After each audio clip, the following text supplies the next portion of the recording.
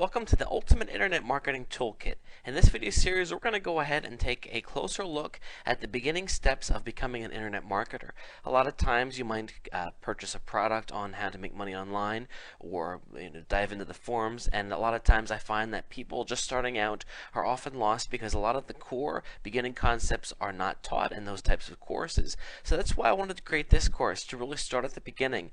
This video series is going to take you by the hand and show you how to do things like choose a domain name and get it registered, and set up your hosting account and create an email account. We're also going to take a closer look at the different ways to make money online. Not in super detail, but just overall to give you an idea. Things like article marketing and pay-per-click and search engine optimization. Just things, buzzwords that you hear all the time, but if you're lost and you don't know, what they mean, that's what this is for. Now, you're bound to come across things you already know. That's okay. The video series is set up that you can skip things, or maybe you want to view it a second time to make sure you understand what you need to know about that topic. So again, this is a great starting point for people and also a good reference point as well. So let's go ahead then and get started by taking a look at the first tool in the toolkit. I'll see you in the next video. What is affiliate marketing? Please note, affiliate marketing is also referred to as internet marketing. Throughout the video series you might hear me say either or. They're pretty much the same thing. Affiliate marketing, according to Wikipedia, is a method of promoting web businesses where an affiliate is rewarded for every sale made through their efforts. Basically what this means is going out, finding something that you'd like to sell, and then, of course, selling it, and every sale that you make, you get a commission on. But here's the catch. You don't need to have a attic full of your product. Let's say, for example, that you want to sell something, a book. You don't need to have the physical books at your place. You go ahead and you get the sale, and then the person that you sold for ships the book, but they recognize that you made the sale for them, and then of course give you a commission. So it's actually pretty cool, because one of the things that's difficult with sales is, if you were to open up a store, it's difficult. Of course, it takes a lot of money to stock products. You don't have to do that, and also you don't know what the demand is going to be like. So with internet marketing, and you can sit down and you can try to sell something, and if it doesn't work, you just switch to something else, and then of course you don't have to return any products or anything like that. You only get paid when you sell something. Now I'd like to show you an example of affiliate marketing in action. I am at a place called ClickBank. ClickBank is a place for affiliate marketing where you can go to find products that you can sell. Please note, all of ClickBank's products are actually digital. We'll talk a little bit more about ClickBank a little bit later, but I just want to go ahead and show you. I'm going to go ahead and search the marketplace for dog training. You can see here that some weird stuff came up. Let's just try dog. Okay, Secrets to Dog Training updated. Essentially what this is a product that someone created on how to train a dog. You can see the sales letter here. And the cost of this product is, I think it's around like $47, something like that. So here's the catch. I go out and I convince my friend to buy this because I know that my friend has been having some problems with her dog. So I get him to buy this, but of course he buys it through my special affiliate link. What will happen is my friend will purchase this, of course, for the $47. However, I will get 3/4 of that sale. Is that insane or what? 75% actually goes to the person that made the sale, which is me. So what you're going to find is with affiliate marketing, oftentimes the sales commission is very high. So what happens then is, you might find yourself, you sell a product for $100, you might get $50 from that sale, or $75 from that sale. Now can you see why affiliate marketing is so exciting? Because again, you don't have to do things like stock your store, and it's not that hard to get out and get set up. You can join ClickBank for free. We'll talk about that a little bit later. But once you get going, then you're all set, and you have your affiliate link, and you can start making sales. So that's essentially what affiliate marketing is. In the next video, we're going to summarize the advantages, why you absolutely need to be doing it, because it is a fantastic way to make money without leaving your home, and we'll talk about that in the next video. I'll see you there. Why you should do affiliate marketing. There are actually a lot of good reasons to do affiliate marketing. There are many advantages, including it doesn't cost anything. Like I mentioned before, of course there are things that you can do that will cost money, and then you might see results come quicker. But I want to really emphasize that you can literally get started in this today and not spend a dime. You're limited only by your imagination. There are so many unique ways to promote things online, and if you were, for example, to sell Avon products, you're going to find that there are some limitations that you need to follow in how you sell. Whereas with a lot of things online, they kind of leave it up to you. Of course, you can't do anything illegal or shady or unethical, but again, you can do all these very exciting things. If you wanted to sell the dog product, you could go to a dog forum and just start creating an account and talking about the product, and you'd be surprised how well just that works, as simple as it sounds. Countless everyday people are successful with it. I want to really point that out to you, that you find stories all the time of people that do not have a formal marketing education jumping online and doing well. Now, it isn't as easy as it sounds. It does take hard work, dedication, and you have to keep at it. You're not going to get rich the first time you sit down. Believe me, I wish that was the case, but it isn't. But I really want to stress to you that just because you don't have any formal training in the past, you can get this going, because it's there. There are tons of forums dedicated to helping other people, and you don't need to sink a mint into getting this education. You can just get out there and start trying things and learn as you go about doing things. You don't have to stock physical products. Again, if I was going to open up a retail store, I start to sweat thinking about all the money that it would cost to stock the store, the loans and everything. Whereas with this, you can sit down and you can join an affiliate program such as Commission Junction or ClickBank and have literally thousands of products right at your fingertips that you're approved to sell. You also don't have to ship any products too, because again, you just got to get the sale. That means that if something goes wrong with the sale, it's not your problem. That's the the person that providing the product. They have to take care of those types of things. So again, you don't have any customer relations. You just have to get the lead and get it to convert, and then you're set. You can sell anything you can think of, really. I mentioned ClickBank, but there are so many things out there. You could go to Google and type in whatever it is you're interested in, and then affiliate. Let me go ahead and show you an example. Let's say that I'm into roller skates. Okay, just going to type roller skates and then affiliate. Let's see what comes up. Okay, well, here you go. Here is Roller Skates Unlimited Affiliate Program. Okay, now this is the best example because they're only willing to pay you 5% of the total sale, but still you get the idea. There are literally tons and tons of things that you can sell, and if there's a market for it and it's something that you're interested in possibly, I can tell you what, there's going to be an affiliate program out there for it. All you have to do is look. There are many, many, many tools and resources available for help. I really want to stress this, as it is very important. That you're not reinventing the wheel here. There is a huge community online of people that are just out there. They're trying to learn as well, and they're helpful in sharing advice. Places like the Warrior Forum, Digital Point. These are places where you find a lot of people just starting out. Easy to scale once you're successful. This is also an important thing to note.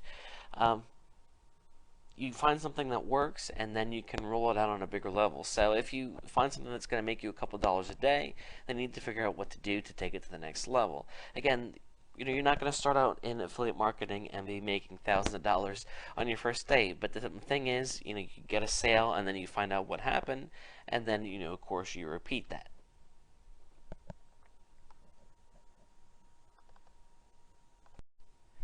Tool number 1. Popular internet marketing methods. Essentially, the next videos are going to take a look at individual methods that are performed online through internet marketing. We're going to be talking about things like article marketing, pay-per-click, social networking, and these are buzzwords perhaps that you've heard but didn't really understand exactly what they were, or you're interested in learning more about them. We're going to take it, we're going to break it down, and each video will explain exactly what it is. Again, you'd be surprised how many people don't know some of these things, and that's okay. That's what this video series is all about. So again, if it's something that you already know, that's okay. Feel free to go ahead and skip forward to something that you don't know. I'll see you in the next video. The first method we're going to look at is the very popular pay-per-click. Often you see this abbreviated as PPC. Essentially, pay-per-click is defined by Wikipedia as internet advertising model used on websites in which advertisers pay their host only when their ad is clicked. Now, I went on and on talking about how you can get involved in internet marketing for free, and this is actually a paid method, so maybe I shouldn't have started off with it. But nonetheless, it's very popular, so here it is. Let's say that I go to Google to find out more about dog training. So I'm just going to go ahead and type in dog training. Okay, now a wealth of information comes up here. We see some natural search results here, and also some ads along the side. These ads are the pay-per-click that I mentioned. Essentially what happens is you can go out there today and sign up for something called an AdWords account. And what happens is then you create an ad and it is displayed. You choose whatever word you want it to be displayed for. And then what happens is every time this ad is displayed, it doesn't cost anything. What costs something is whenever somebody chooses to click on the link. So that means that if your ad is displayed 100 times and somebody only clicks on it 3 of those times, you're only going to pay 3 times. Now the cost that you pay can vary anywhere from a penny or 5 cents all the way up to several dollars. Things like mortgage rates, low mortgage rate, let's say here. These ads are top dollar here. And then of course we have things that are going to be much, much lower. So it really depends. But essentially what happens here is this is very exciting because it means that you can literally get your information in front of the world right away. We talk about other things like building a website and doing search engine optimization. These types of things are going to take time to see effect, whereas with pay-per-click you can get immediate results. The downside is that new people every day get involved on pay-per-click and spend a lot of money and don't make any money because pay-per-click is competitive and it can be rough. It's something that you do see people struggling with. So I want to encourage you to not start out with pay-per-click if you haven't done any of this before. Don't get me wrong, pay-per-click can be incredibly successful because once you have something that works, you can scale it and people make crazy money with it.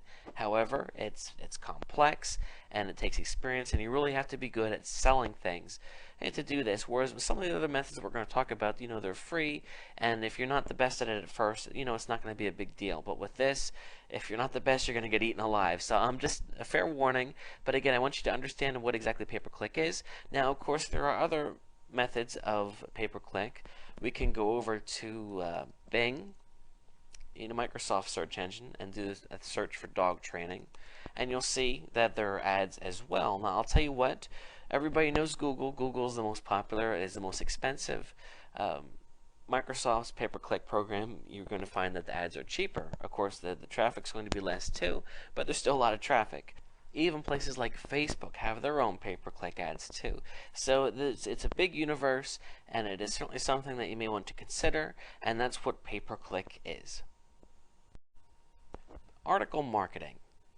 Article marketing is essentially creating and distributing articles to numerous places on the net where they will in turn be distributed to a wide range of webmasters and publishers. Okay, that's a pretty big sentence there. Let's go ahead and look at an example. eZine Articles is the most popular article directory. What happens is people go out and for free, this is a free method, create an account with eZine Articles, and then they just start writing articles about whatever they want to promote. So let's say, for example, let's just pick something from the front page here. A guide to avoiding car insurance tricks. Someone sat down and wrote an article that contains helpful information. So the goal here is that somebody is looking for car insurance, and maybe they're concerned, our company's going to be shady. How do I know I'm getting the best deal? So here we go. Here's the article. So because eZine Articles is a popular site, it gets a lot of traffic. So what means is you create an article and you can be assured it's going to get read by people. So here's the trick. People write the article. They're not just writing for fun. Hopefully they're not just writing for fun. At the end of the article, they have a chance to promote their own website or their own product. So essentially what happens then is, somebody comes here and reads the article and they say, hey, wow, you know what? This is a well-written article. I'd like to learn more, or I've decided that I want to buy this product, and there you go. So let's say, for example, that somebody comes to eZine Articles looking to read a review on a product, such as doubling stocks is a popular stock program. Okay, doubling stocks review exposed. What the others won't tell you. Wow, you know what? If I'm looking to buy this product, that's going to really catch me, and I'm going to want to read this article. So then, of course, the article is going to convince you why you need to buy the product, and then they will, have their link, to learn more. Or sometimes they might tell you why the product won't work, and then, of course, mention theirs. So there's another advantage to article marketing. These articles here, once you publish the article, you are giving others permission to copy your article and post it on their own website. But here's the trick. They have to keep your link with the article. So what this means is if you write a good article, you will find that it is then published on multiple sites across the internet, resulting in more traffic. So people do article marketing to get backlinks to their websites because, of course, you're going to have these links in there, but they also do it for traffic. What you also find is if you go to Google, because the article directories are so popular, when I do a search for a doubling stocks review, you will see that the very first result is an easy article. So what this means is if you do proper keyword research, which is, that takes some time to understand, but essentially if you target the right keywords, you can get them to rank in the search engines, which can really bring about a lot of traffic. And again, this doesn't cost anything to do, so it's certainly an avenue worth pursuing. So that's what article marketing is. Search engine optimization. Essentially, search engine optimization is the practice of getting your site prepared for the search engines. Let me move here to my definition. The process of improving your website to make it more search engine and visitor friendly. What this means is, if you go out there and create a website and throw it up there and hope that traffic's going to come, well, you're going to be a little bit disappointed because it takes more than just getting your website out there. You have to make sure that it is optimized for the search engines because the search engines have an incredible task in front of them. As you know, the internet has so much information, and whenever you sit down and do a search for something, if I do a search for, of course, dog training, Google is going to return what they believe to be the most relevant results. So what this means then, of course, is that the site at the top is going to be the best site in Google's opinion on dog training. So if you create a website then on roller skates, or let's say how to roller skate, well, you're going to have the task of convincing Google why your site is the best. And in order to do that, you need to practice search engine optimization. Now, there are some things that we'll cover in some later videos in this toolkit as far as how to apply search engine optimization to your page.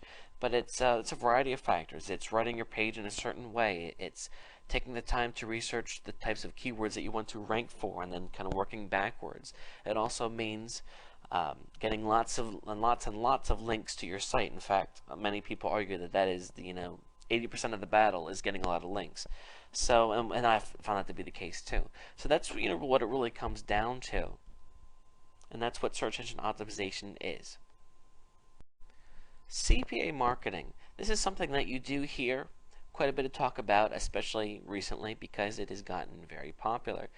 CPA marketing is basically when you get paid per action. We talked before about selling products through ClickBank or even Avon, and of course you only get paid when you make a sale. Well, CPA marketing is a little bit different. It's getting paid a commission on a cost per action basis. What this means is it's not necessarily a sale that you get paid for, it's a determined action. So let's take, for example, let me see if I can find a live example here for you. If I am looking to go to night school, okay, I'm looking to go to night school online. Well, you're going to see that some ads come up because these people are trying to make money from your decision. And essentially what happens is, here, this one here, Education Connection. I'm going to type that in because I don't want those poor people to have to pay for me. And I'd suggest that you do the same. Okay, what happens then is I come here, and all I need to do is say, yes, I am interested in a certain school. So that means I don't have to get my credit card out, I don't have to buy an education. All I have to do is come to this site and then fill out a form saying that I would like someone to contact me about going to night school. And then voila, someone's going to get paid a commission on my lead. So think about that for a second. We talked earlier about trying to sell a dog training series, and if somebody buys it for $47, maybe you get half or 2/3 or 3/4 or whatever.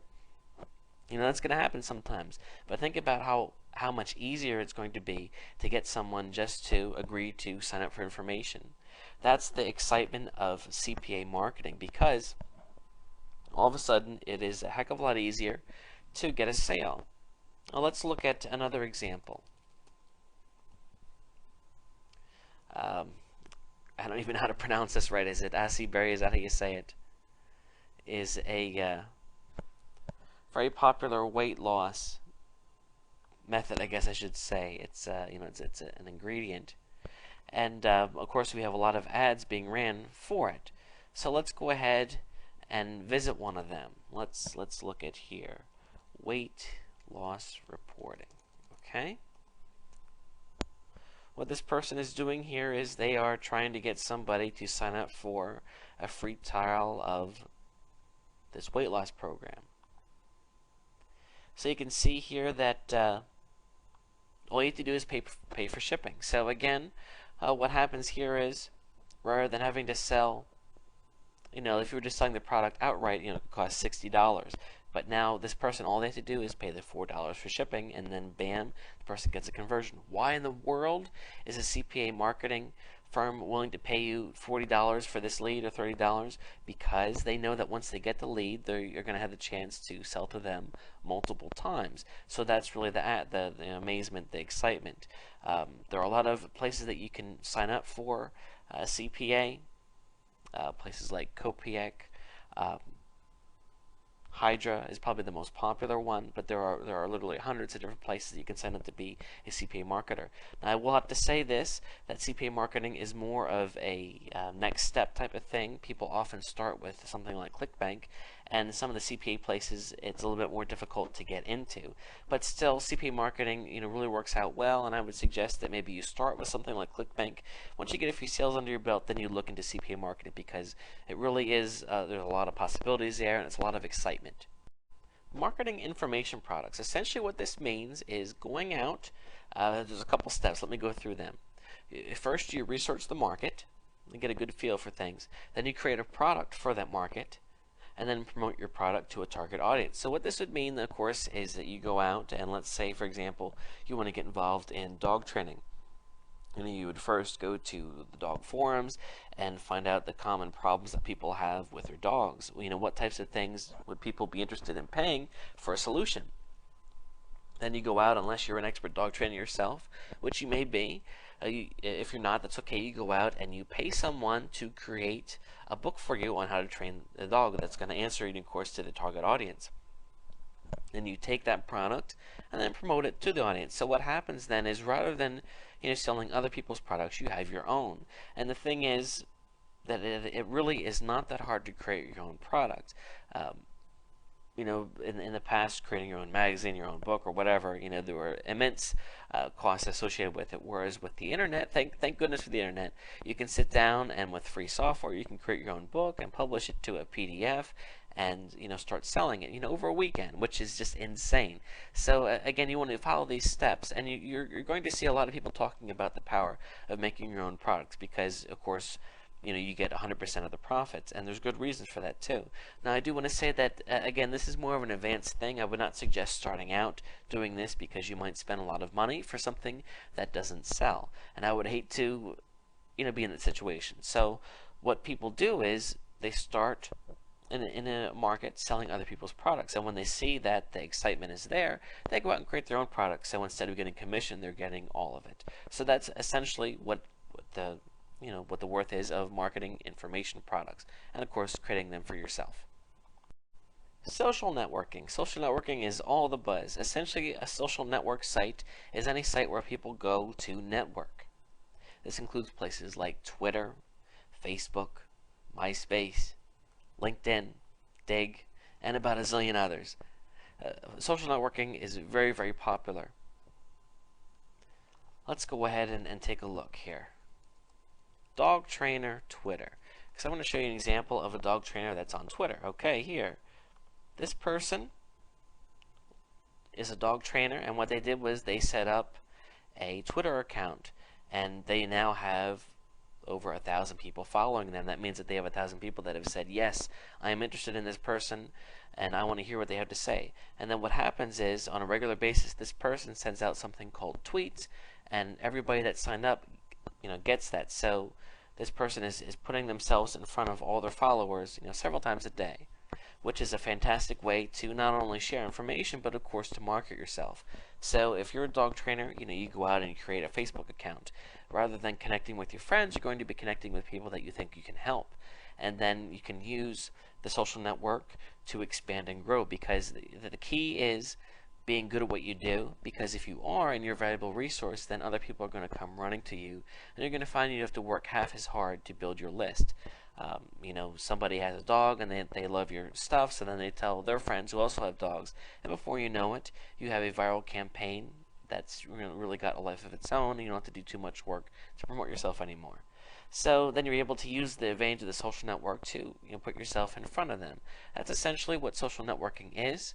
It's it takes some time to get the hang of it, but again, doesn't cost anything. Twitter and Facebook are really, really powerful right now. Those are both places that you can certainly go to build a list. And if you are not sure what you're doing, of course there are resources out there, but there are also you can go out like I did. I found this person on Twitter in like 2 seconds, and then I could just join this person's list and then see what they're doing and study that and learn from that and think about how I can do something similar without copying something similar, and how can it even be better. And that's really one of the magic things about marketing and being successful. Tool number 2, finding and registering a domain name. Over the next few videos, we're going to talk about why you need a domain name and how to go about and register, because obviously if you're looking to get into affiliate marketing and you are serious about things, you really should get your own domain name. We'll talk about the one that you should pick, and of course how to register and all that stuff. It's not really that hard, and it is something that I would encourage you to do.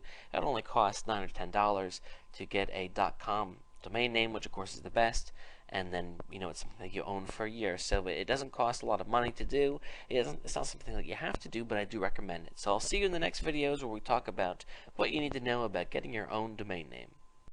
Brainstorming domain names. Okay, so you've started to dabble a bit in affiliate marketing and you have an idea of the type of product that you'd like to sell. You need to come up with your own domain name so you can have either a website or maybe even just a small page about what you're promoting. So how do you go about doing that? Well, I would suggest that you brainstorm, that you think about possible domain names. I want to go ahead and show you GoDaddy is the most popular domain registrar, and it is who we're going to be using for example here. So let's say that I sit down and I come up with some domain names. I would encourage you to just write them down, and then you can come here and see if they're available. So let's say that I decide that I want it to be dog training. Okay, well, first of all, that is way too general, and unfortunately probably taken about 2 seconds after the internet went online, so it's not available. However, it's actually so general they didn't even give me they did give me some things that are available. Dog travel training, my pet training online. That's actually not too bad. So you can see how GoDaddy helps you. They say, sorry, this is taken, but here are some additional suggestions. Dog company training, pet memory training. Let's try it again. Let's say dog training help. Let's see what comes up. Okay, so the .com, of course, is already taken, but again, they give you some additional ideas here. Dog training support online. Okay, but that's not too bad. My pet training assist. So again, you kind of get the ball rolling, and then GoDaddy is going to help you along the way. Now, as you start to come up with different ideas, I want to ask you to compare them against some tips that I'm going to share with you right now. You want to make sure that your domain name is relatively short and easy to remember. Keep in mind, if somebody hears your domain name, let's say that they heard it on the radio, are they going to be able to remember it to type it in, or if their friend tells them about it? That's a good thing to gauge it against. So, you want it to be short and easy to remember, not too complicated. Now, of course, dogtraining.com would have been ideal, but you know what? The really, really good domain names are taken, so you gotta be inventive, and you can't always settle for the best thing. So you gotta just do your best, to have it be relatively short and easy to remember. Does not contain numbers or hyphens. This is a big one. Sometimes you see domains written like dog-training-online.com, because obviously dog training online was taken, but with the hyphens it's not. The search engines do not like hyphens. Hyphens are weird. They're hard to remember, or people won't, put them in, and then they're going to go to the wrong site. I would encourage you to stay away from hyphens and numbers. Now, if there's a number in your business name, certainly it's okay. But generally speaking, I would not suggest adding numbers. Like, you wouldn't want your site to be dog training 33 if there's no reason for it to be 33, because that's not going to fare well for you. Preferably a .com. This is really important. .com stands for commercial, and when you go to register your domain name, you're going to find that .infos are actually a lot cheaper. However, .infos are penalized a bit in the search engines. When somebody sees your site, or the search engines see your site, they're not going to recognize you as being serious because you don't have a .com. It's unfortunate, but that is the way that it is. .nets are okay. They're not as good as .coms, but they're okay. But how many times do you see a commercial on TV for something and it's not a .com? Keep that in mind. You want to make sure it's free from trademark infringement. I wouldn't suggest having a website that was something like Facebook Secrets, because Facebook does not like their name in other people's domain names because they own the name. So keep that in mind too. Is it a good representation of your website? Sometimes, I sit down and I try to find a domain name, and when the ones that I'm looking for are taken, I start to kind of go off to the left, and I might end up with something that sounds good, but it's not a good representation of what I'm trying to sell. So that's actually bad. So, just keep all those things in mind, and, brainstorm, come up with a couple, and then kind of, narrow it down. Sometimes, you might want to ask your friends, or your wife, or your spouse, or whatever, what do you think about this? What do you think about that? And, just think about it, because it is a name for your business. It is not something that's easy to change. You set up a site with a domain and you start to promote it. You do not want to change it down the road, because you're going to lose some things. So keep that in mind and take some time. I won't fret over it too much, but come up with something that's going to be good for you. In the next video series, we'll talk about what to do once you have your domain name figured out. Registering your domain name. Okay, now I want to take you through the process of registering your domain name. I am here at the popular registrar GoDaddy.com. And you saw earlier how I typed in some ideas for domain names. Let's say that I decide that I want to purchase my dog training help. Okay, I'm not saying it's the greatest domain name, just using it as an example. I'm going to go ahead and check it. I'm going to here add and proceed to checkout. Now here is the most important thing you should know about buying a domain name. They're going to try to upsell you about a bazillion extra services. Now, you don't have to take them. When I said that a domain name is $9, $10, $11, I meant it. However, they are going to try everything they can to get you to buy more. You do not need it. So I want you to follow along with me as I go about things. First, I'm going to go ahead. I already have a GoDaddy account, so I'm going to go ahead and sign into it. But if you don't have one, you can just go ahead and fill in your information here. In fact, I'm just going to make up information. I'm going to pause and do that. Okay, and if you're at a different registrar, of course the screen's going to look a little different, but the gist is going to be the same. We can see here that from the get-go, they want me to register the domain for 2 years. I'm going to suggest, especially just starting out, you don't need 2 years. 1 year is fine. So go ahead and change it to 1 year. Sometimes I've even seen them have it be at 5 years by default. So make sure that you check this stuff. It stinks that they're going to be a little deceptive like this, but that's how they are. Mike Jones, that's the name that I made up, for this video. So, okay, domains in this order. You can hit this just to see. There it is, my dog training help. Contact information, which is what I filled out in the last step. Okay, do you want your domain to be certified? I would not worry about that, uncertified. add hosting to your domain. Okay, in a later video series, we're going to talk about hosting.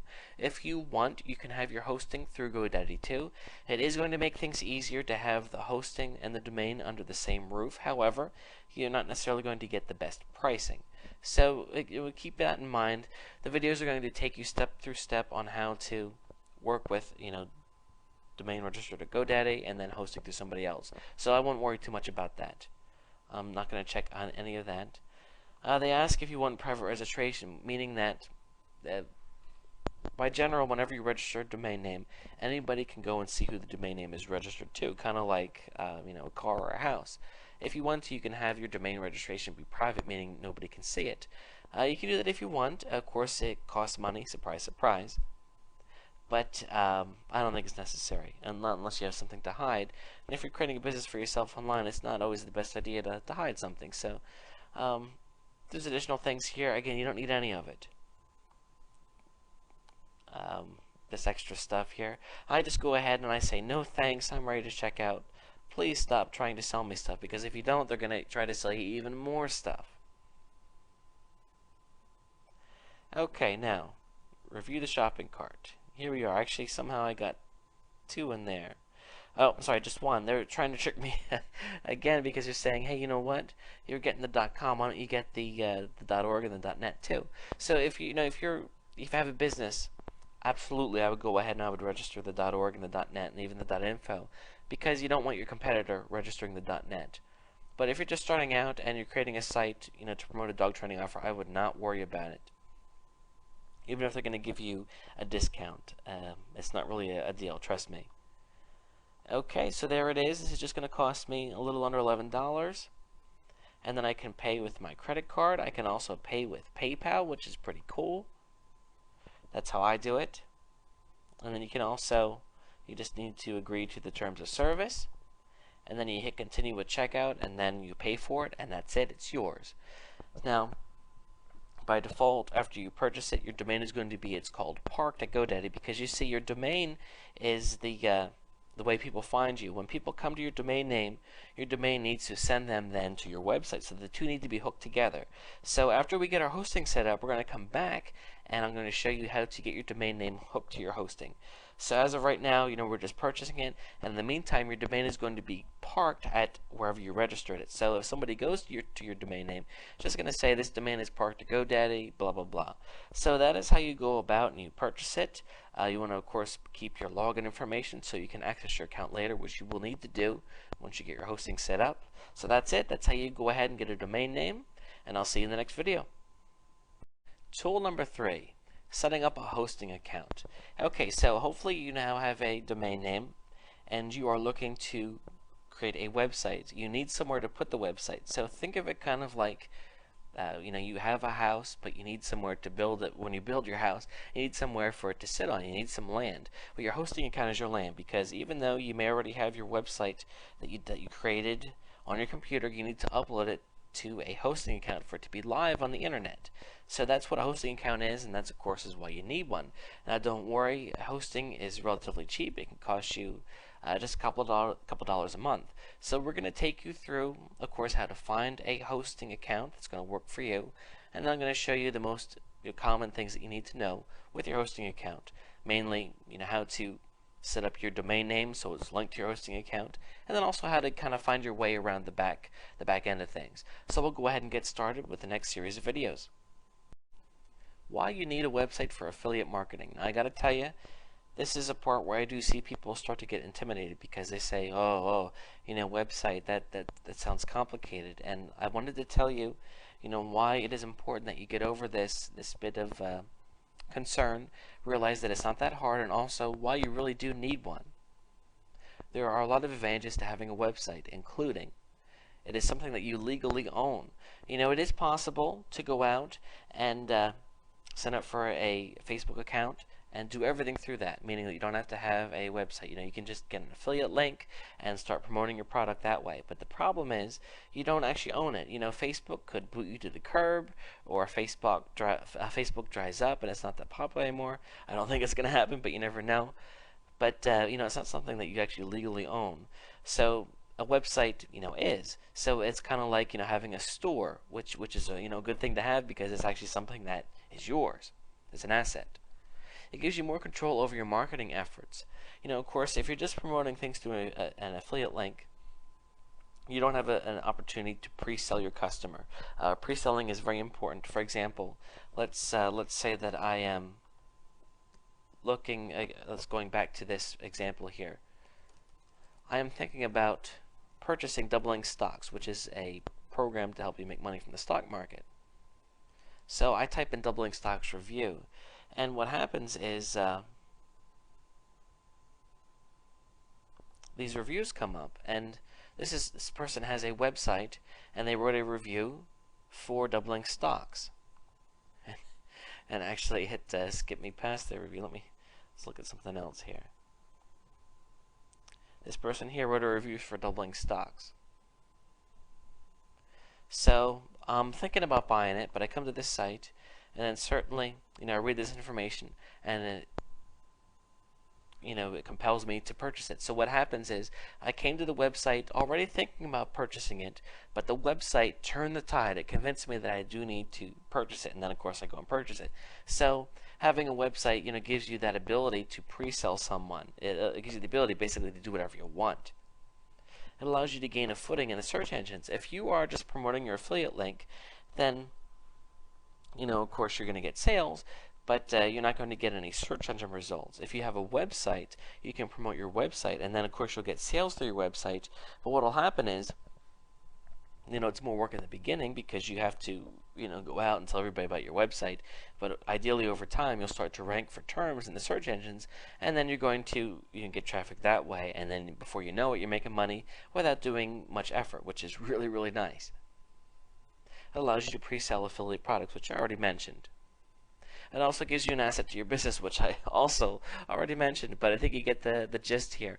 Having a website is really, really important, and I strongly encourage you to go ahead and do that. It really is not that hard, as you will see in the next series of videos.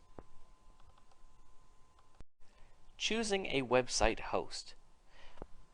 Of course, there are lots and lots and lots of places that you can get website hosting. However, I would not necessarily go with the cheapest one because not all hosting is reliable. When looking at a website host, I would encourage you to look at past performance and reviews. You just go to Google and type in the name of the hosting company and review and see what people are saying about them. Pay attention to account limits. Sometimes you might get pulled in to a hosting account that looks cheap. However, it doesn't give you a lot. Things like bandwidth, which is how much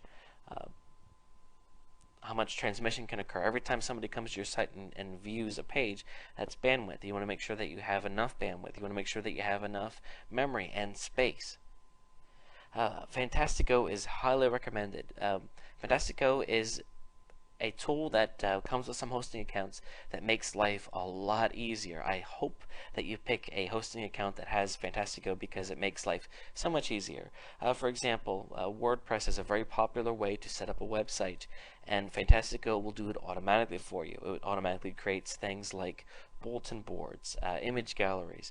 It's a really nice tool, especially for someone that doesn't know a lot about what they're doing, and it's a standard with many hosting accounts. Make sure it can expand with your needs. Perhaps you're going to get a hosting account that's just has space for 5 websites. Well, a couple months from now you might want to add 5 more. Does that mean that you have to move everything? I sure hope not. I would hope that your hosting account can expand with your needs, which most major providers can do. Decent support and uptime. You know what? This probably should have been the first thing because it's really important. You could have cheap hosting, but if it's never online, that's not good. Now, I'll tell you what. I've dealt with some hosts for years, and every once in a while, my site does go down. It does happen. Most of the time, they claim that the sites are up 99% of the time, and if you're online all the time, like I am, you notice that 1%. So it does happen, but you hope that it does not happen very often because time is money. Directly below this video screen, you can find some links to hosts that I have found success with. I think that they're safe choices, and if you like, you can check them out. Configuring your domain name. Okay, after you have chosen a host and signed up and paid, your hosting account is activated. Sometimes it's immediate, sometimes it takes a couple hours, maybe a day. you should be sent information on your name servers. What we have to do is we have to link our hosting account with our domain name. So what you need then specifically are your name servers. If you cannot find it, typically it is in your welcome email, but if you can't find it, just contact support. That's what they're there. They're here to help you. Say, hey, listen, I need to set my name servers, and what are they? So they go ahead and they send them to you, and then you need to take those and go into where you register your domain name and change your name servers. That's what I'm going to show you how to do in this video. So I'm going to assume that you registered at GoDaddy. If you didn't, that's certainly okay, but that's going to be what I use for the example.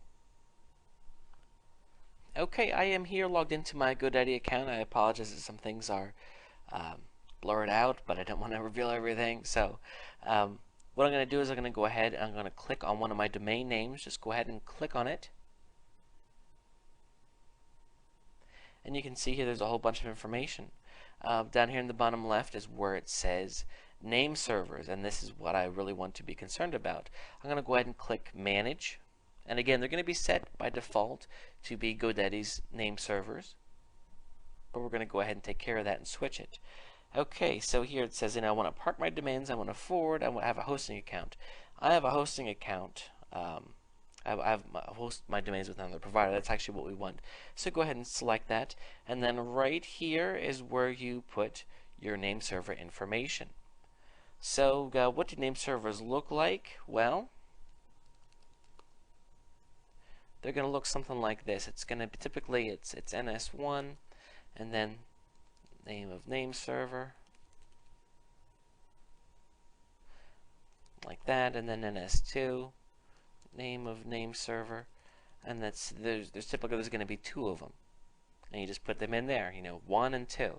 Now it might not necessarily be NS1, it could be something else, but there's going to be two of them. That's an important thing. Okay, and then once you have that set, you just hit OK, and then it's going to say your name servers have been set, and then you're going to be good to go. Now please note, this is not going to happen immediately. There's going to be a delay. It needs to propagate through the internet and all this crazy stuff.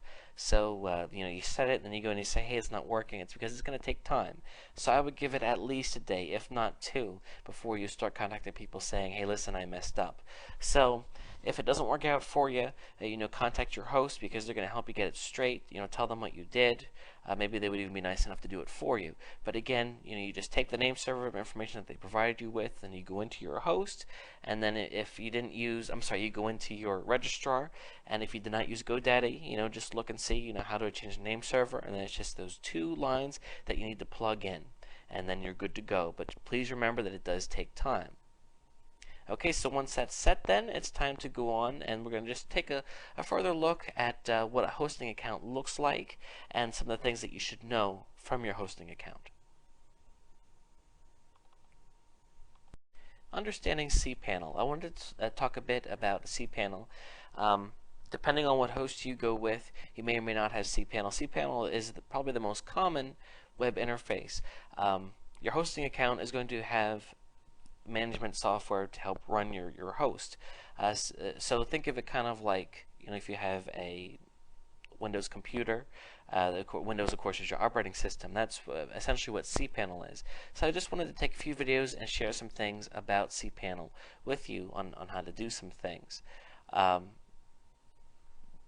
The hosts that I recommended that you use, that just a couple that I threw out to you, they all use cPanel. So if you want things to be as easy as possible, go with them. Of course, if you don't have cPanel, you have something that's similar to cPanel, and you can still watch these videos and take something from it because, of course, they're going to be similar. Okay, here I am. I am logged into the cPanel of one of my hosting accounts. I just wanted to go through the most common things that I think that you should know. One of the really nice things about cPanel is that there are actual video tutorials. So even though I am a starting point for you, you can go through and view these as well, done by cPanel themselves, which is actually really cool. They didn't have to do that, and they did, so that's nice. Okay, so let's go ahead and start here. Email accounts. This is where we can set up the email accounts for the host. What this means is that for every host, every account that you can have email accounts underneath it. And when you sign up for your hosting account, you were given specifics, how many emails you can have per account. So make sure that you're aware of that. But let's say you can create your emails to be whatever you want. So it could be your name, and then you create your password, and bam, you have an account. And that's it.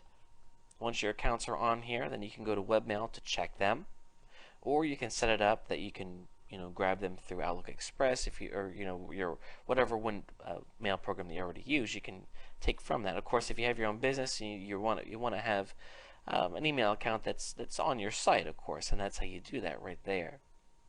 Spam Assassin, those are your spam settings for your mail accounts. You can also set up forwarders, meaning two different things.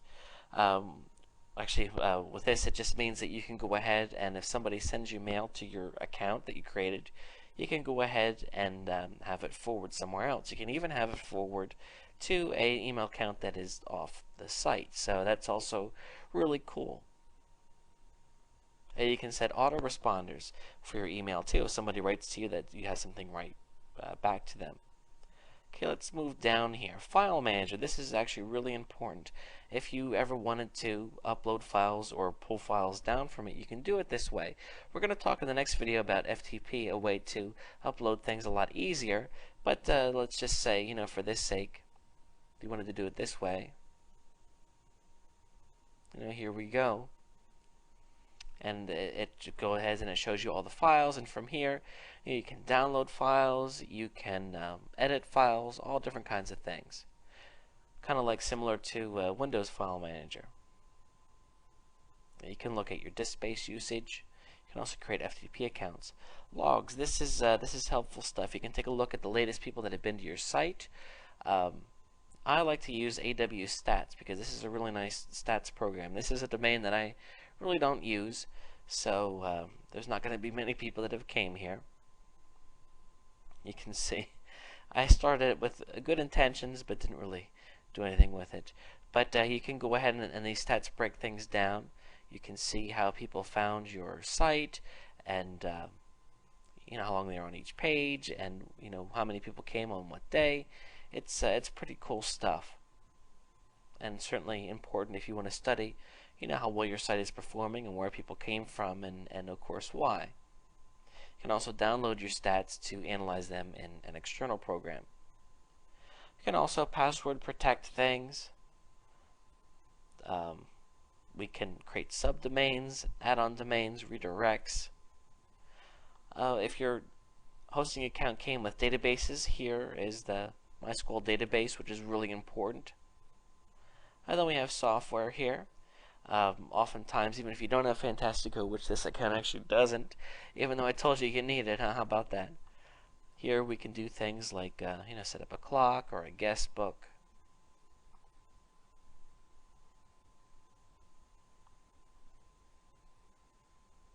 We can configure our own arrow pages. We can set up cron jobs,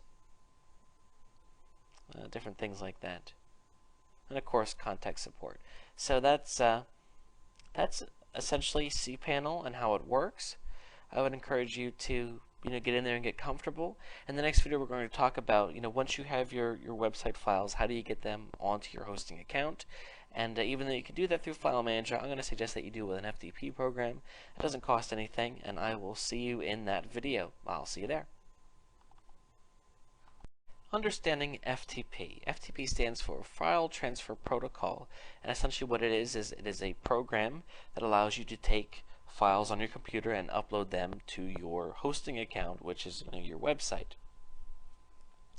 If you're an experienced webmaster, you may already have an FTP program that you paid money for. QtFTP is the most popular, and I use that, but I also use a program called FileZilla, which is free, and I can certainly recommend it because it's really nice, especially for being free. But don't let that fool you, because it actually has a lot going for it.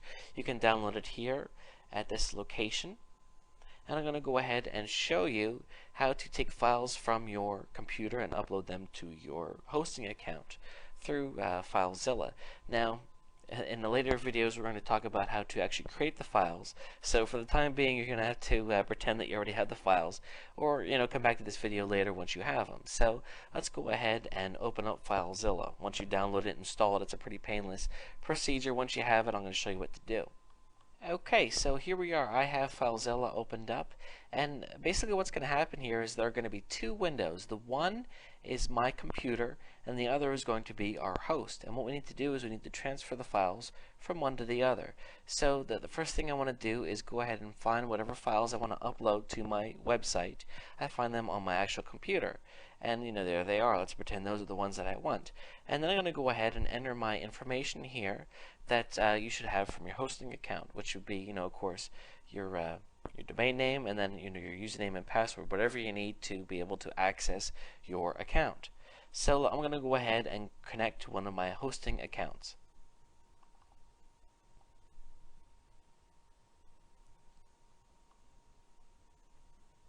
Okay, so I'm connected here, and you can see here, these are the files. Now, you don't want to just start moving files. You want to make sure that you take them to the right place. And basically, we have these different things here. Public_HTML is what we want to concern ourselves with. I was fooled the very first time I did this. I went to www. That's not what you want. You want this. I'm going to go ahead and double click that, and there we can see all the files that I already have on there. Which, if it's a new account, it might be blank. So to move a file over, you just take it and you drag it over and drop it, and then it transfers over. Oops, sorry, you can ignore that. So it transfers over. So of course you can highlight multiple ones or even folders, and then move it over, and then it just goes over. You can also take it, and it works the other way. You can move files from your website back over to your computer. So what will happen then is, we'll move them, and we can take these files on our computer and then edit them with an HTML editor, which we're going to cover in just a minute. And that's basically how it works. And FTP is not hard. This is a great way to update and change your site. And again, it doesn't cost anything, so you can't beat that as well. So the next thing we need to do then is figure out what in the world, how are we going to come up with actual HTML files. Don't worry, it's not that hard. We're going to go ahead and start at the beginning with that too. So that's how FTP works, and I will see you in the next series of videos to talk about how to create some basic web page files. I'll see you there. Tool number 4. Basic HTML skills. Now we are ready to start creating actual pages that we were going to upload onto our hosting account that can be used to sell things. Don't worry, it is not that hard. We're going to take things, a step at a time. This is by no means going to be an exhaustive course on HTML. It's going to teach you the basics. So let's go ahead then and get started. Of course, you'll also want to refer to the accompanying book that'll also have the code a bit more laid out. HTML is it's a coding language, but I don't want that to scare anyone, because actually it's very, very simple. Most of HTML is going to be just whatever text appears on your site. We just need a few tags to help separate what is going to happen with words on the page.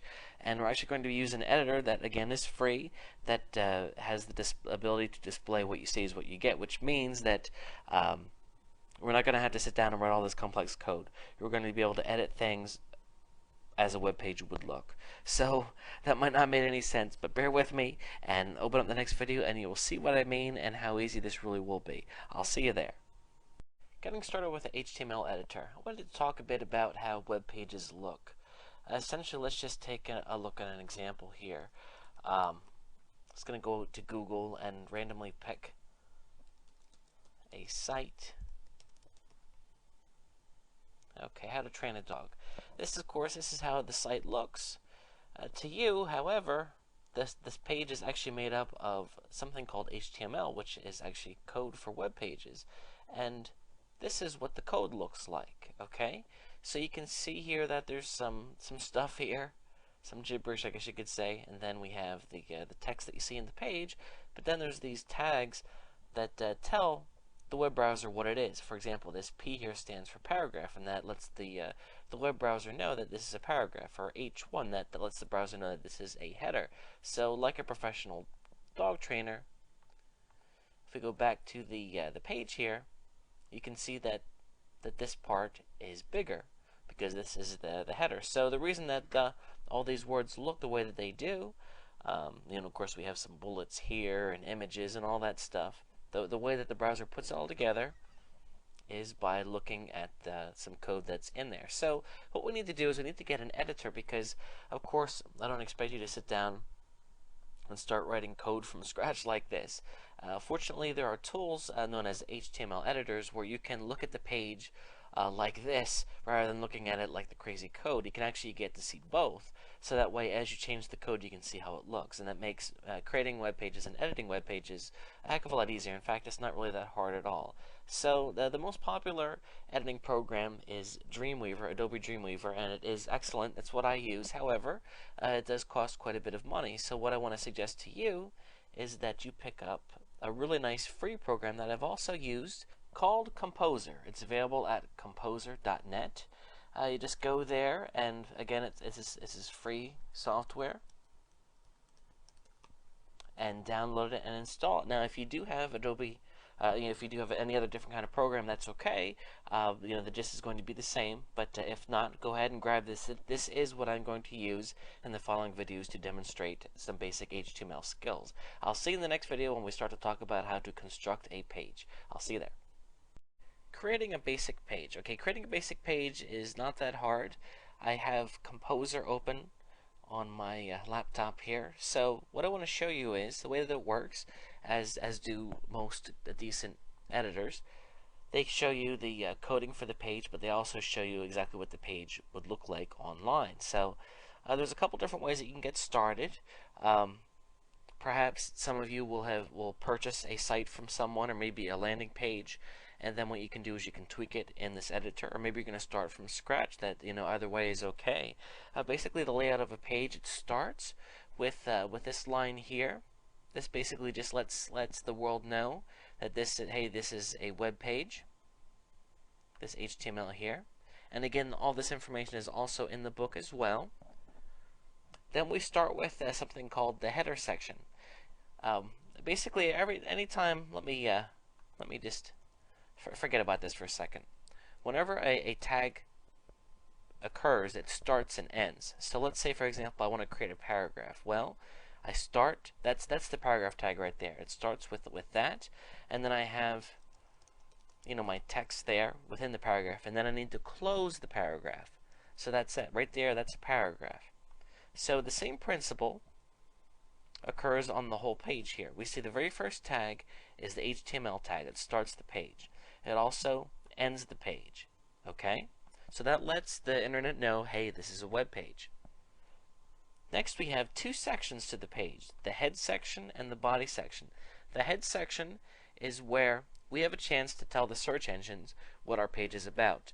When a human comes and sees the page, they do not see the head, just the search engine. So this is a very important thing to do, because of course it's very important that we explain to the search engines what our pages are about. Then between the body here, this is where we have a chance to write our page. So you can see here that I wrote, "Hi, this is my web page." I go here to preview, and hey, look, there it is. Note, you don't see any of this header stuff. It's simply not there. So that is the basic layout of a page. Now, of course, there are tons and tons and tons of tags. How in the world do you go from something like that to something like this? Something like this, of course, is made up of quite a bit of code. Let's take a look at this code. Okay, so it starts off again with the HTML, and then we have the head section. Now this information here, this is style information. It's a bit more complicated. We're not going to worry about any of that right now. Scroll down here. These are meta tags. We're going to talk about those in a later video. And then we get to the body. So again, all this stuff here, information that the person is not going to see, but it is important to the actual page. Here's the body. Okay? So this is where all the content is. Now, you might be saying, what is all this stuff with the tables? Essentially, a table is when things are sectored off, like here. This is a table here. It has 3 columns, maybe a little similar to a spreadsheet table. I guess I can make that correlation. Here's a column, and here's a column, and here's a column. How does this all get sectored off? oh, it's done in the coding. Again, that's a bit more advanced and not something that we're going to be doing. I'm just, just showing you how all this works. So, if you're looking at this and your head spinning around and around and around, one thing you can do is you can pay somebody to create a website for you, to promote your affiliate offer, or you can just purchase what's known as a landing page. You don't need to have some big fancy website. Maybe you can just have your website just be one page, and that's certainly okay. But I want you to understand how to make simple edits on your page, because you want to be able to do that. You want to be able to put in your affiliate link and all that kind of good stuff. And that's why, we're talking about what we're talking about. So in the next few videos, I'm going to talk about the most essential basic skills. Now, if you're looking at this saying, hey, this looks really cool, I want to get involved, that's great. These videos are a starting point, but I would highly suggest that you go out and purchase a book on HTML. That's the way that I learned. Actually, I learned from HTML for Dummies. They still make it. Because honestly, it's a really good thing for somebody starting at the beginning, because it's of course all the information is online too, but I found it difficult to try to build my site and then go back and forth to the teaching materials, whereas I had the book sitting next to my computer and I was able to reference it whenever I wanted. It just made life a little bit more easier for me, so that's why I'm suggesting it to you as well. So again, you can get around this by paying someone to design things for you, but it is really smart to have the basic skills under your belt, which is what we're going to talk about in the next few videos. I'll see you there. One of the most basic things that you need to know how to do is how to add a link and anchor text. Now, what actually is anchor text? Well, let's go ahead and go back to our example here. As you know from surfing the web, when something is blue and underlined, that kind of signals to us that it can be clicked on, that it's actually a link. And what happens is we need to specify in the web page two different things. We need to specify, when somebody clicks on the link, where's it going to take you, and also, what does the link say? So that's what we're talking about. When I click on this, I am not taken to a place on the net called Puppy Training. I am taken to this page right here. So how did the website know to do that? Well, it's in the coding.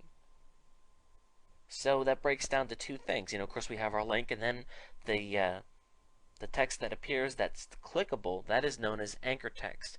Anchor text is actually really important because it tells the search engines what the page is about. It also tells the visitors too, because for example, if I'm looking to learn more about puppy training, obviously this is where I want to click. So whatever anchor text you use to create a link, that's going to send the signal directly to the search engines that is what that page is about.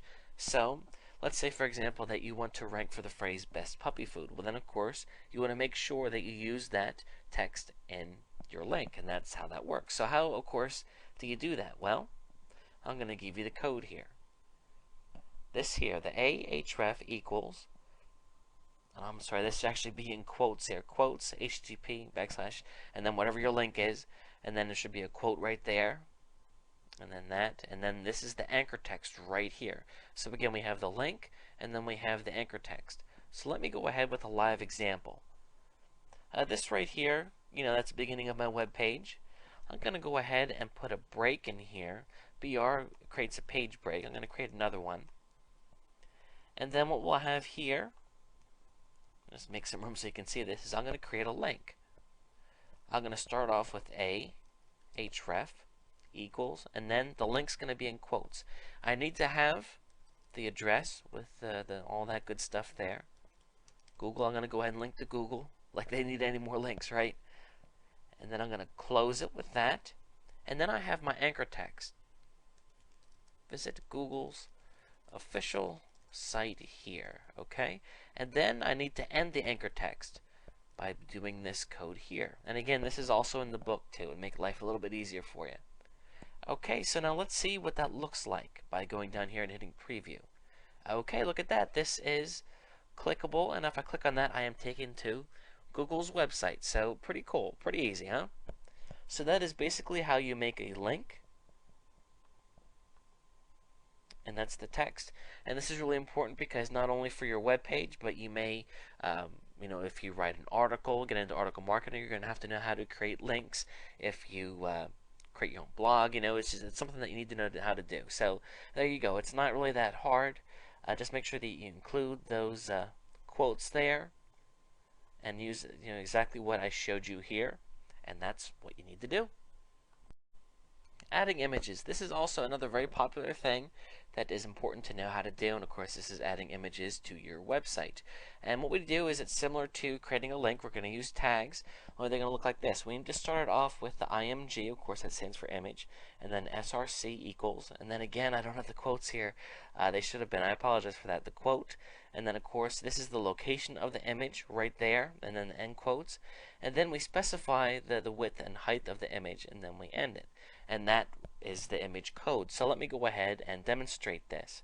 I'm going to go ahead and put an image in here. I'm going to add another break and another break just to create some line space. I'm going to start it with the IMG space SRC equals, and then the quote, and then the location of my image, which actually, yeah, right there. And then I'm going to have quote again. I know that that's long. Okay, and then I end it like that. Okay, let's see what that looks like. There we go. Look, there's the image. It came right in. Now we can also, of course, when the search engines look, they don't view the image. They just read what the image is. We can also add what is known as the alt tag, where we can write what it's about. So I could put dog obedience training. That could be a description of what the image is. Okay? And again, you don't see that. That's just for the search engines, but that's how that works. So that is essentially it. Again, the code is in the book, but that's how you create an image. It's not that hard. And one thing I didn't do there was I didn't specify the height and width. Let me just go ahead and show you that. If you don't specify it, it just goes ahead and takes the image at whatever size the actual image is. But if you wanted to change it, make it smaller. Let me go ahead and do that. We're here still in this tag. I'm going to go ahead, I'm going to put height equals 100. And then I don't need to put the width because it's going to scale it. So to make the height, to take it down to 100, it's automatically going to have the width, to scale. Now if I wanted to stretch the image, then I could have it, let's see, I could make the width 100 also. And as you know, that's not really how that image is meant to be viewed, and it doesn't look quite right. But again, you can pull images around and stretch them, or if you wanted to eliminate that, then the image is just going to be pulled in at its default size. So that, of course, is how you add an image. Understanding meta tags. I want to talk a bit about the section of a web page that the search engines see. These are known as the meta tags. And of course, if I show you here, that's between the header section here. And you're going to go out and find that just about every page, if the webmaster's smart, they've done their meta tags, because you're foolish not to. So let's talk about the first one, the title tag. This is possibly the most important part of your page because it's a big deal. The title of your page is kind of like the title of a book. It's representative of what the book is about. So simply put title and then the title of your page, and then the ending, the closing tag. So let's go ahead and do that. Let's put a title in here. Actually, it's already in here. So right there, title, and then just put it here. This is the title of my page, and then close it with that. And that's it. That's the title tag. Now we go to the preview, and you don't see anything. Actually, the title of a page does appear in a browser. Let me go ahead and show that to you. The title is what appears right here. So the title of this page is How to Train a Dog, and then so forth. So when you do a search on Google, oftentimes, not always, but oftentimes, what comes up here is the title of the page. So there you go. Title certainly is important. Okay, moving on. Let's see here. Description meta tag. This is also important, not as important as the title, but still important. This is a chance for us to describe what the page is about. And this is the code that you use. Meta name equals description, content equals information on dog training, includes help with barking. That was the description that I went ahead with. So what I would do is I would just take that, copy it, and then paste it right into my page, which could be, I could have it be right here. Keywords meta tag. This is also another chance for us to tell the search engines the keywords that are important in this page. Oftentimes, if you're trying to rank for a keyword phrase, you certainly want to make sure that you put them in here. The coding, again, is just meta name equals keywords, content equals dog training tips, dog training information, and whatever else is relevant. Now, back in the good old days, people used to keyword stuff, meaning that they would put about a bazillion keywords in here, and that trick doesn't work anymore. In fact, it can hurt you. What I would suggest you do is not go crazy and just have 5 to 10 keywords in there that describe your site. You don't have to do it. Some people even say it doesn't really count that much anymore. So that's something that I guess you could argue with people about. But I do it because I think that it's not going to hurt as long as you don't overdo it. Okay, the robots meta tag is also something that you see a lot of. Basically, what this does is it's used to tell a page if you don't want the search engines to index your page. So let's say, for example, that you have a page that's private that you don't want the search engines to be pulling up. You would create this tag here. There is also a way to make this tag, change this tag so they know to follow, but the default is that they will follow, so you don't actually need it. So this actually isn't that important of a tag, but I wanted to include it just to include it. So that's the meta section, the basic gist of it. And you should now have an understanding of how website works. Now, we had talked before about how to take these files and upload them with your FTP. Of course, you would just go in here and save the pages, and then you would connect with your FTP program and upload them to your site, and then they will look just like they do here. Pretty cool, huh? So, again, if creating a web page is going to be difficult for you, you can learn, but if it's something you really struggle with, why not go out and pay someone to do it? You can go to a place like Rent a Coder, Get a Freelancer, places like that, and just spend $20 and have a landing page created for yourself. It's actually not a big deal. And then of course, since you'll have a starting point, then you can go ahead and change things around as you move forward. So that is how it works. I hope that it makes sense, and I hope that it encourages you to go out and learn more about how to code HTML. It's really not that difficult.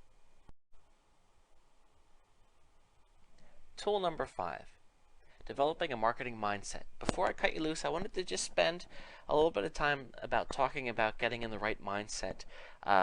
You picked up this video series because you're new to marketing, and I just think that it's very helpful for someone new to know a couple things about this industry, because this industry is quite a bit different than other things. I'm sure that many of you have jobs and you're used to working 9 to 5, sitting down at a desk or whatever, and internet marketing is a bit different because you don't have a boss standing over you. You're not working with a team a lot of times. You're working on your own, and sometimes you can work on a project and not see the benefits of it for a while. So it's quite a bit different than going to work and doing whatever and getting a paycheck. It's very different. It can be very rewarding also, but unfortunately sometimes things don't go like you hope they would. So my hope is that I can share some of my wisdom with you, I guess if you can call it that. I have been doing this for a long time, so I can share with you some missteps that I took in the hope that you won't take them, and just kind of give you some helpful advice as you move forward on that internet marketing ladder. I'll see you in the next video.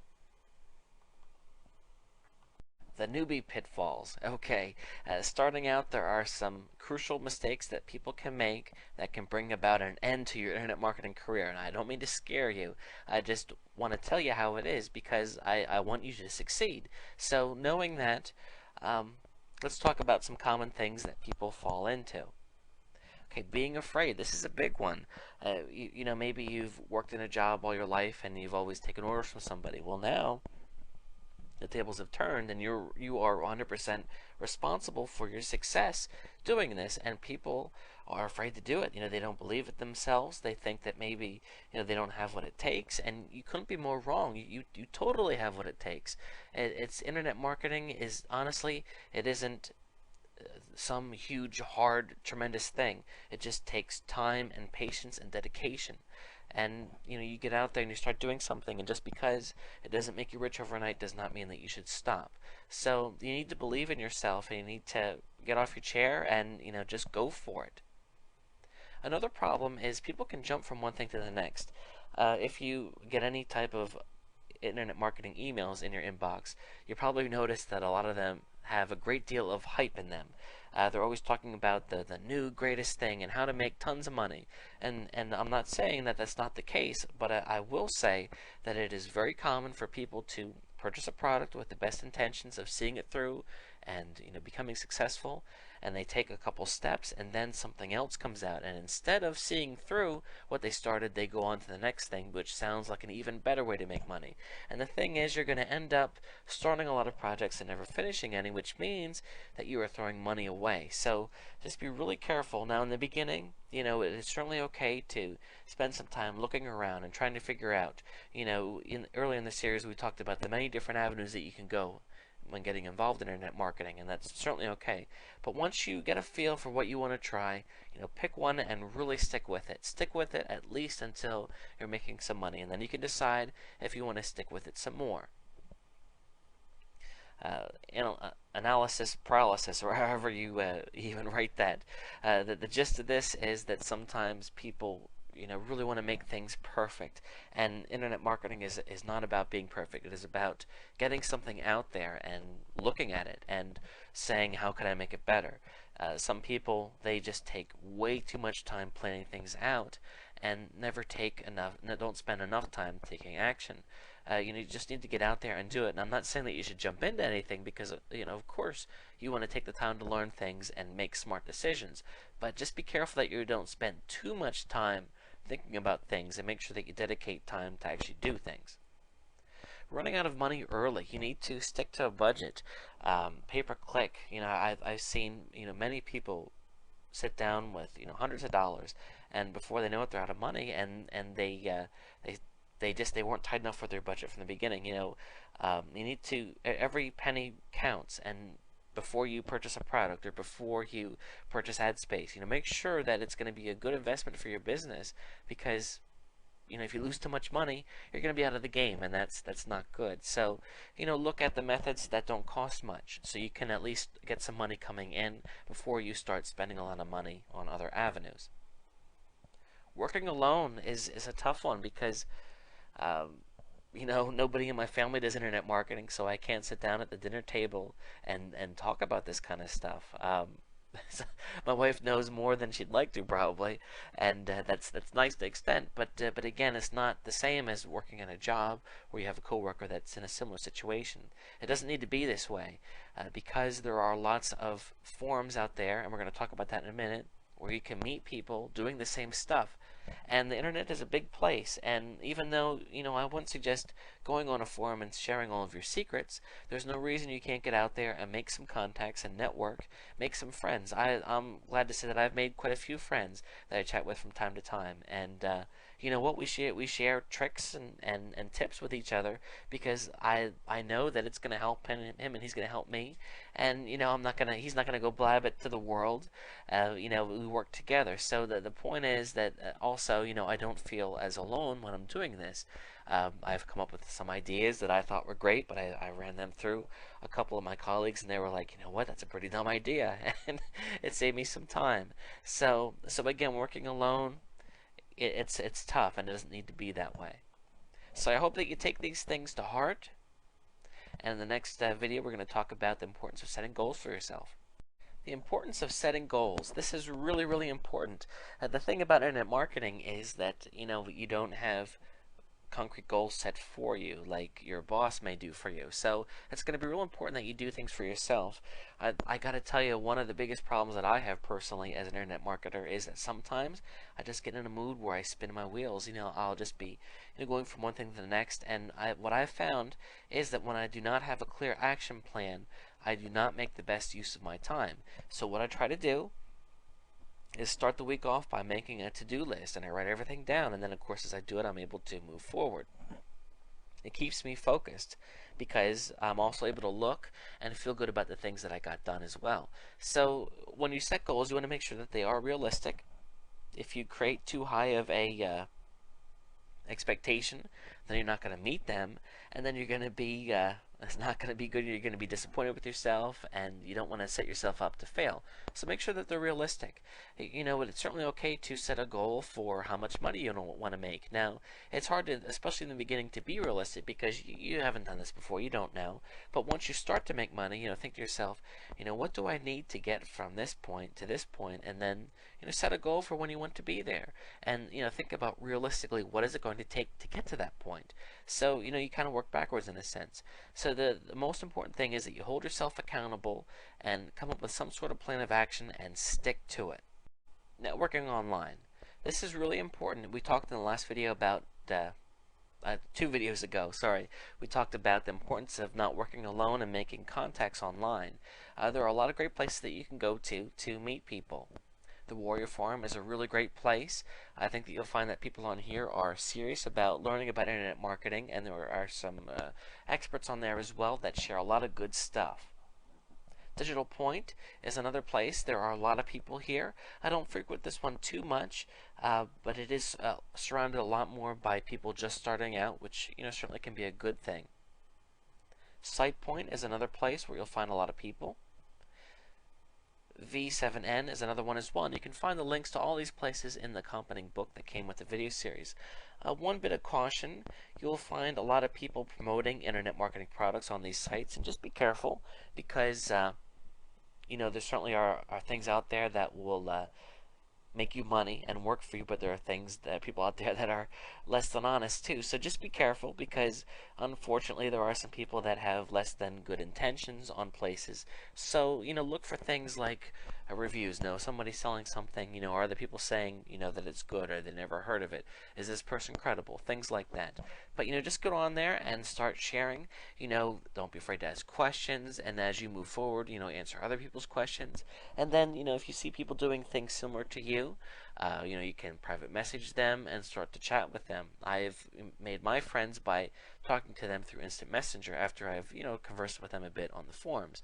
And that's why I find the relationship really builds when you start talking to people like that. So that's how that works.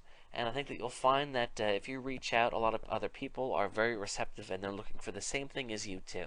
So there's nothing wrong with a few people working together to head towards success. Rinse and repeat. As you're doing marketing, it is super important to make sure that you're tracking what you're doing, so you can really figure out what's making you money and what's losing you money. And then of course, when you find something that works, what can you do to expand it? You should never be satisfied with something that's making you money. You should always try to push it to make more. One thing is, how can I scale this? If I write one article that makes me these sales, what can I do to expand upon this? Can I write other articles on the same topic, or can I develop a site on this topic, or can I start pay-per-click on this topic? There's always ways to make more money. And of course, if you have a site that's doing well with sales, what can I do? Can I change the ad copy to make more sales? Can I build a list to market to people over time? Just the thing is that you want to also make sure that you are trimming things away that aren't working for you as well. Sometimes I find it hard to abandon a project that hasn't made me money, but I need to look at things realistically, and if I've worked really hard and it just doesn't seem like it's going to work out, then it's pointless for me to spend more time or money trying to turn it around when it's something that can't be turned around. So you want to be as objective as you can while still giving it the old college try. So that's basically the thing of marketing. It's an ongoing process. It's something that you always want to dedicate towards making yourself do better. Okay, well that's about it. I hope that you've enjoyed this video series, and I hope that you'll get out there and you'll start diving in, because I gotta tell you, the big difference in succeeding in internet marketing is not how much you know when you start out. Everyone has to start out somewhere. It's that people they take an interest, but then they don't see it through, and then of course you're not going to make money. The thing is, you got to get out there and you got to try.